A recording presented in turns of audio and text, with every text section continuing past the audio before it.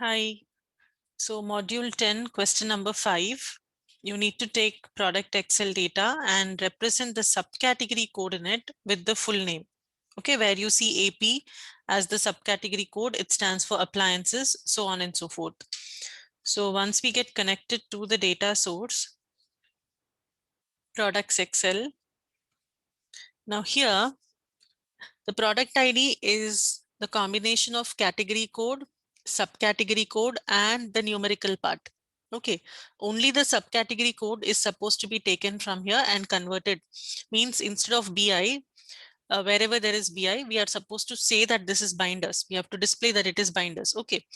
Now, if I directly build my calculated field on product ID, it is not going to work. So what I will do is first I am going to split product ID.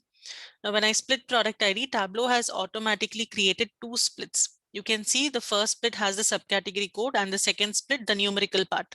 Okay, we need to use this split one, okay, to come up with the names of the subcategories, to assign names to these subcategories. So when you build the case statement,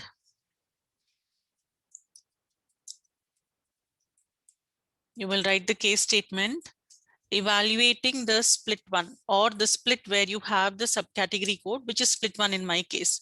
Now I will build the formula. When AP,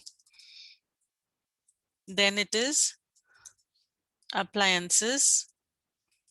When BI, then it is binders. When AR, then it is art.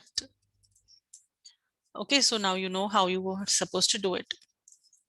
When it is EN, then we are going to read it as envelopes.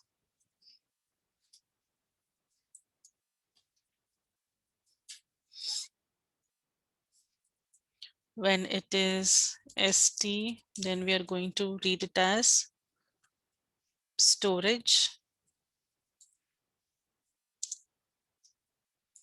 And when it is TA, then we are going to read it as paper. Okay. And then you simply have to end the statement. Now, just take this over here. You can see the subcategory codes displayed. Now, one more question is how to get rid of ABC from here. Okay, how will you get rid of ABC? You create a calculated field, space, and put one single space in it, which you can then move into the text shelf and reduce the width of this column to a minimum. Okay, that's how you can get rid of it to some extent. Okay, this is how you will solve question number 5. Thank you.